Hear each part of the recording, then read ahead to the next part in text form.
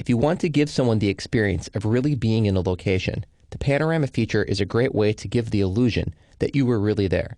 When you're inside a panorama, you can spin around, look up and down, and even zoom in and out. In order to create the panorama experience inside InDesign CS 5.5, you have to start with a series of images and merge them into a panorama inside Photoshop. After you have this panorama finished, you have to use a third-party program like Pano 2 VR to create a series of 6 images that create a cube-like experience for you to see. Let me show you exactly what I'm talking about. Inside your exercise files, in Chapter 5, 5-09, Panorama Links, we have a series of 6 images. If I look at one of these, you can see each of them as a separate square. When we combine each of these, it will create the panorama experience. How these squares are created is from a program called Pano 2 VR, which you can download from GardenGnomeSoftware.com. What you do is you take a normal panorama and it will split it apart into these 6 images, which then you can insert into InDesign with the overlay panel. Back inside InDesign, I'm going to select this placeholder frame and go to the Overlay Creator panel. Next, I'll select the Panorama feature, and I'm going to point to the assets that I've made. I'm going to browse to Chapter 5, 5-09, Panorama Links. And here are the 6 images that were made from Pano 2 VR. Now that I have these connected, you'll see that it uses the first image as an initial view. Because this image is really large, it doesn't fit on the page. So I'm just going to zoom out and resize this. I'm going to come down here and make this frame a little smaller. Then I'm going to come up to the top and say Fill Frame Proportionally.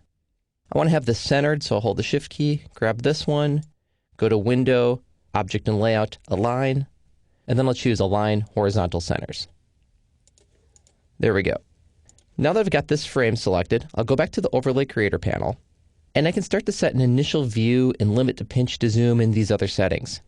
Unfortunately, it's really hard to tell what's going on with these buttons. You really have to experiment and export to a folio, and then take a look at it to see what's going on. The initial view is when you first click on this panorama and it opens up full screen. It's the direction and zoom level that you're looking at. The limit chooses how far you can zoom in and out of the panorama. The limit horizontal pan chooses how far you can go back and forth.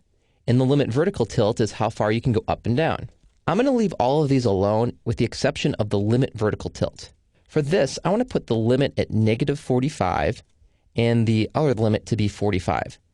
This way I can still look down at the ground and I can look up, but I'm not going to keep spinning all over the place. Now that I have all of these settings set, let's take a look at the finished folio. In my desktop exercise files, Chapter 5, 5-09, I've got the panorama folio. I'm going to double click, and it opens up, and I'm going to click to view the panorama. Now I can see the panorama, and I'm able to click and drag to move around. If I try to look up, I can only go so far, and it's not going to let me go any farther because of the limit that I put in. If I try to look down, I can look down as far as I want. If I go to the side, we can keep spinning as much as we like. If I want to zoom in, I just use my scroll wheel or pinch it to zoom in and out. When you're finished, just hit the little X to close it. Now that we've seen this on the desktop, let's take a look at what this looks like on an iPad. When I'm looking at a panorama on the iPad, we're just going to tap to open up the panorama view. Now inside the panorama view, I can just use my finger to swipe to move from side to side and look up and down. Because I've set vertical limits, I can't go beyond the top or beyond the bottom. If I want to zoom in to get a better look at the statue, I can just pinch to zoom in and then pinch again to zoom out. When you're finished, just tap the X to close.